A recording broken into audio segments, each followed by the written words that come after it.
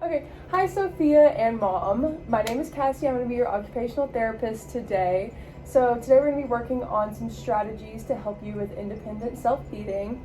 So what I understand is you've had a C4 spinal cord injury, which means your upper body movements have been affected and that you're relying on your caregiver right now for meals.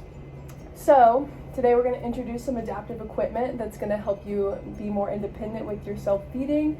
So the device that we have in front of us today is called the OB robotic feeder. So like we said, this is the OB robotic feeder. It's a hands-free device that allows you to be more independent with feeding. So what it allows you to do, there's 4 different compartments on this plate. It allows you to select a different compartment and bring that food to your mouth using the control of a switch. So it makes more meals more engaging and personalized to your own pace. So, Mom, this device allows you to participate more during family mealtime and give you some time back in your busy day. All right, so we're just going to talk about how the OB works. So first we want to ensure that the feeder is on a flat surface, just like the one in front of us today. We want to make sure that our caregiver inserts the plate on top of the rubber placemat so it stays in place. And then we're going to control it using the head control on our wheelchair. So we want to make sure that each control is plugged into the corresponding port. So the left is going to let you select a portion of the plate, and then the right is going to deliver the food to your mouth. So can you show me what happens whenever you use your left side? Good. Now use that right side to bring it to your mouth. Nice. So once we've taken our bite, we're going to use the right side to return the spoon back to the OB. Good. Okay, so now that we've demonstrated how to use it, now we're going to go over some precautions that we need to keep in mind. So we're positioning ourselves. We want to make sure that we are seated upright in our wheelchair with good head and neck support to reduce choking risks, and also kind of using gravity to help move the food through the digestive tract.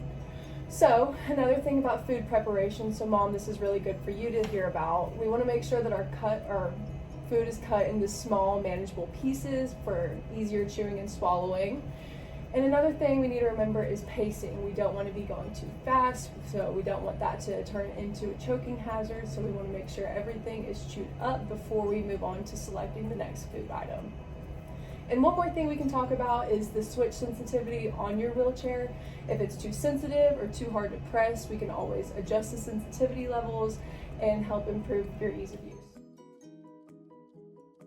Now, Sophia, I'd like you to tell me a little bit about how to use the OB feeder. So we're going to talk through it a little bit, how to use it with your head control, but I'm going to guide you through the process, and I want you to explain to me how to use it. So my first question is going to be, what's the first step in you using the OB feeder? I would turn my head to the left and select the compartment I want to eat. Good. Okay, so after that's done, what's our next step? If I turn my head to the right, it'll bring it up to my mouth. Good, good. So now whenever we want to take the spoon back to the plate, what do we do? Turn my head to the right again. Good, good. Okay, so what do you remember about pacing? Whenever we were talking about pacing and chewing, what's something you remember about that? I should make sure everything is chewed and swallowed before I take another bite. Good. That's really good, Sophia.